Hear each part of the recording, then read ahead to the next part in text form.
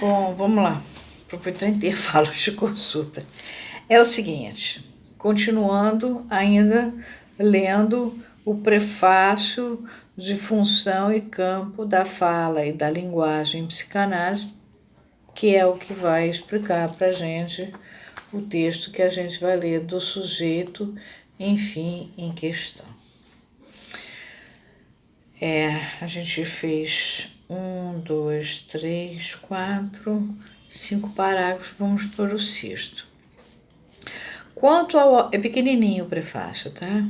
Quanto ao autor desse discurso, que é Lacan, ele pensava ser socorrido, ainda que tivesse que se mostrar um tanto aquém da tarefa de falar da fala, por uma certa conivência inscrita neste lugar mesmo.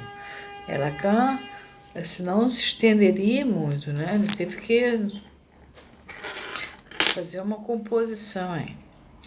Ele se lembrava com efeito que bem antes que aqui se revelasse a glória do mais alto trono do mundo, que vinha a ser o Vaticano, Aulo Gélio, em suas noites áticas, dera ao local chamado Mons Vaticanus a etimologia de vagire, que designa os primeiros balbucios da fala.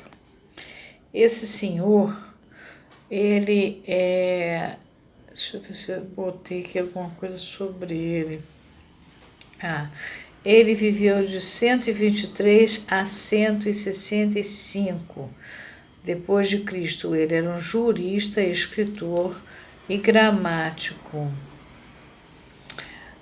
Ele escreveu assim notícias, curiosidades, informações sobre os novos habitantes da época. Ele era uma espécie do que Diógenes Laércio era na Grécia, só que Diógenes Laércio era assim uma espécie de Zósimo Barroso do Amaral, não sei quem conheceu, na época do Platão.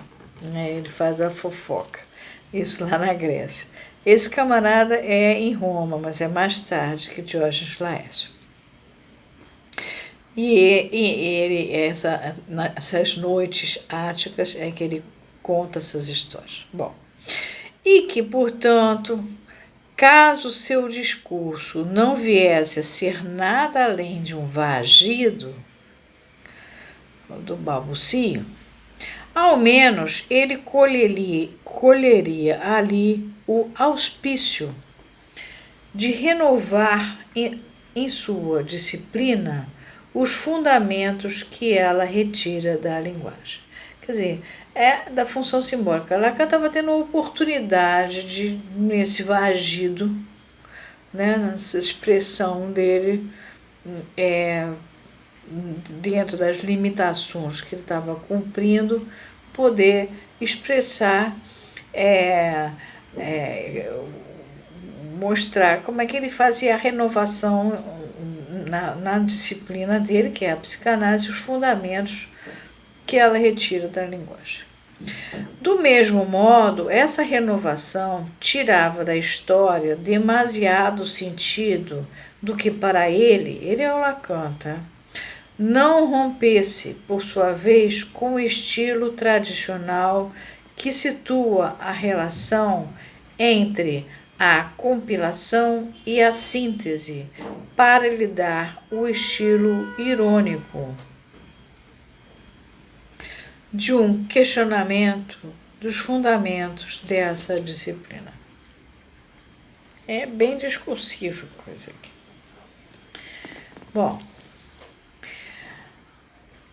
uma vez que seus ouvintes eram esses estudantes que esperam de nós é ele, Lacan, a fala, foi sobretudo para estes que ele, Lacan, fomentou o seu discurso para renunciar em relação a eles, os meninos, às regras que se observam entre os, aqui está álgures, de imitarem o rigor através da minúcia e confundirem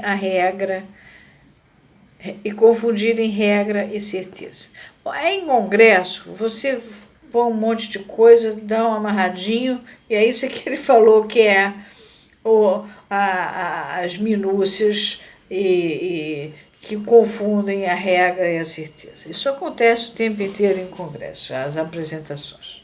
Lacan prefere fazer diferente. Álgures, puseram aqui, é augúrios, é vaticínio.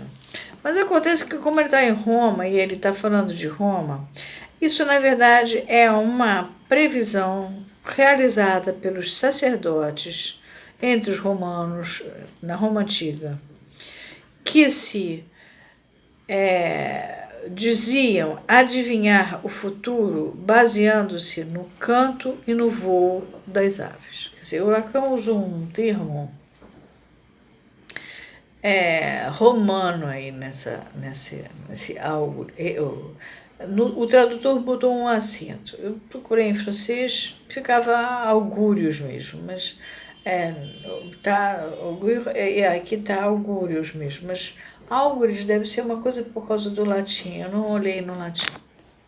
Mas enfim, é isso, essas adivinhações assim. De imitar o rigor através da minúcia e confundirem a regra e a certeza. Está criticando como é que o pessoal da IPA, da Associação Internacional de Psicanálise, da época do outro lado dele, os que estavam disputando, que não deixando ele entrar, apresentavam seus trabalhos.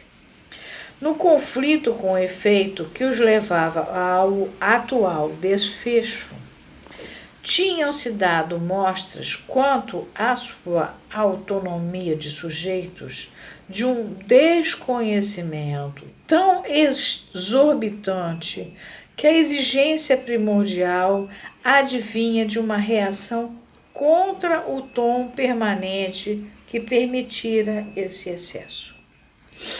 É que, para além das circunstâncias locais que haviam motivado esse conflito, viera à luz um vício que as ultrapassava em muito.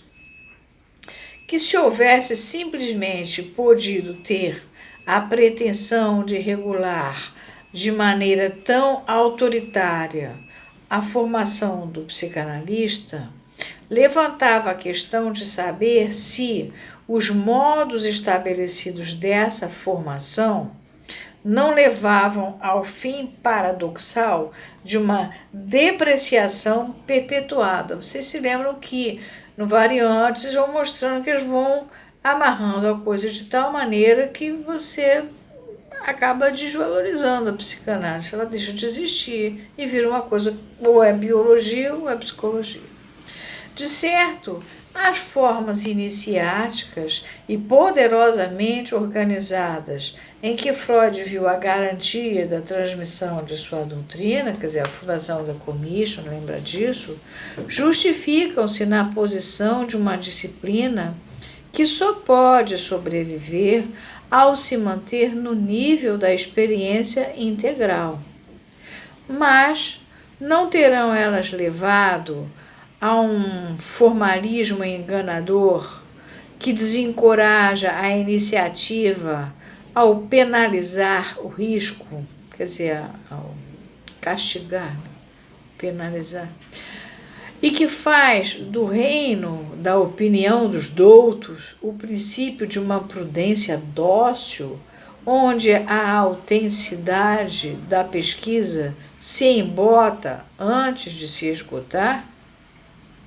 A extrema complexidade das noções empregadas em nosso campo faz com que em nenhum outro lugar um espírito, ao expor seu julgamento, corra mais totalmente o risco de descobrir sua medida.